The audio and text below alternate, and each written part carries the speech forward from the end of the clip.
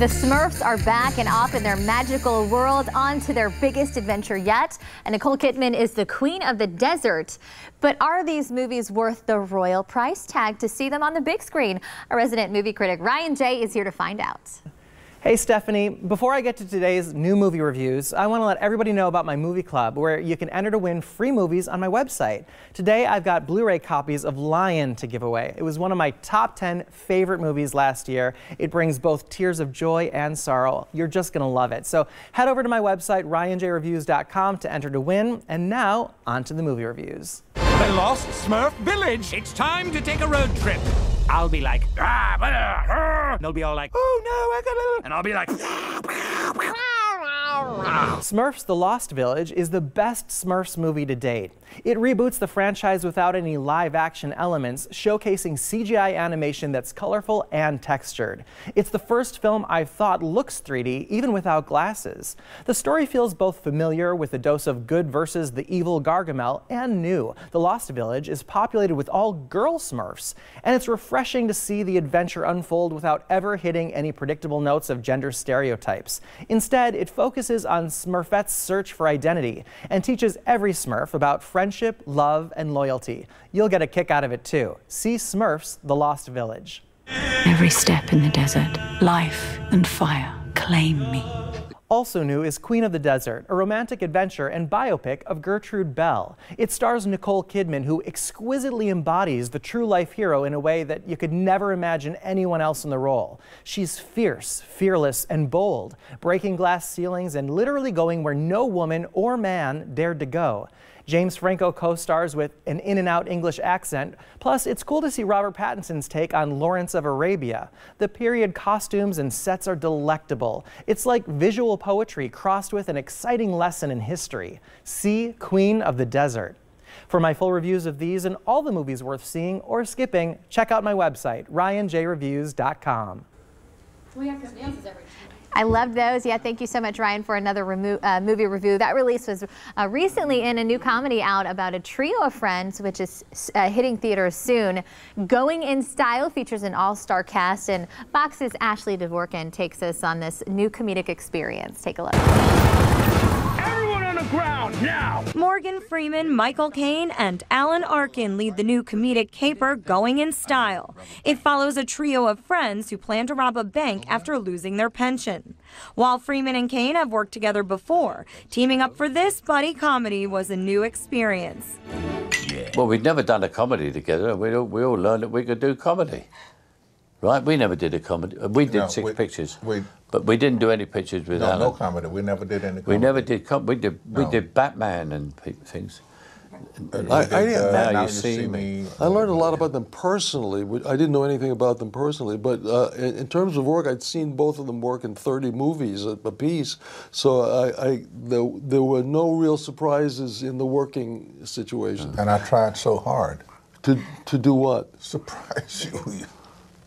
Well... All right, I failed. It's all right. Failure's part of life. I really appreciate your candor. The movie also co-stars Anne Margaret and is directed by Zach Braff. And it's like, Zach, it's Michael Caine. I really like your movies. We'd love you to do this movie.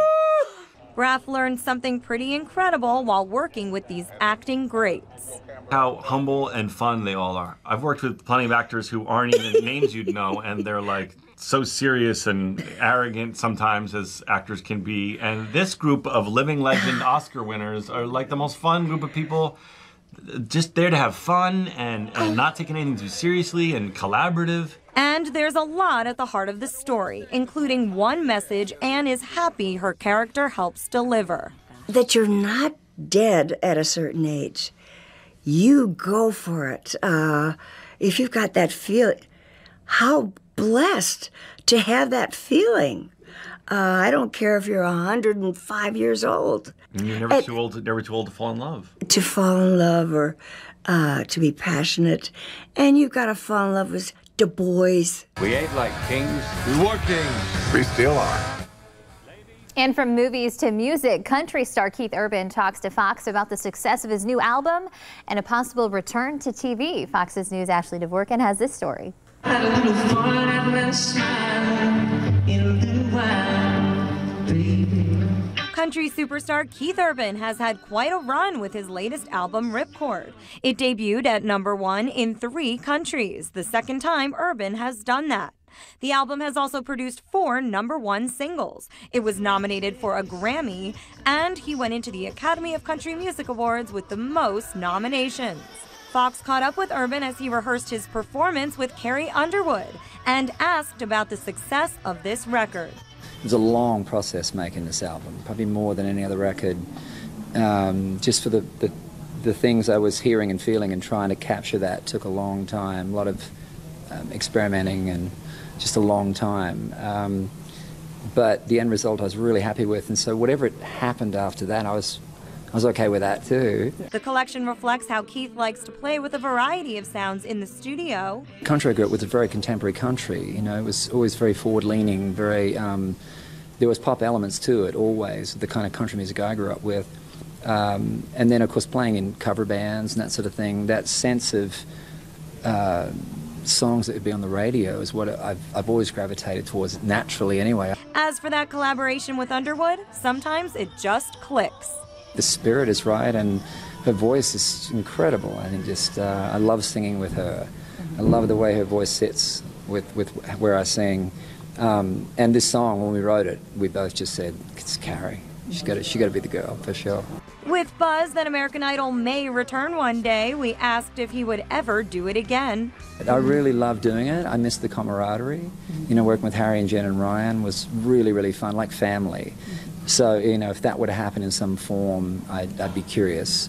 But right now, it's like full-on busy. See KeithUrban.net to find out where he's playing next.